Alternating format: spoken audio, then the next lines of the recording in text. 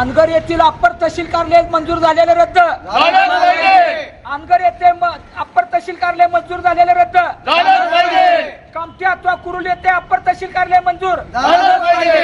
कामठी किंवा कुरुल येथे अप्पर तहसील कार्यालय झालं पाहिजे. अरे कोण म्हणतं देत नाही घेतल्याशिवाय राहत नाही. अरे कोण म्हणतं देत नाही घेतल्याशिवाय राहत नाही. मुख्यमंत्री एकनाथ शिंदे साहेबांनी लक्ष घातलं पाहिजे.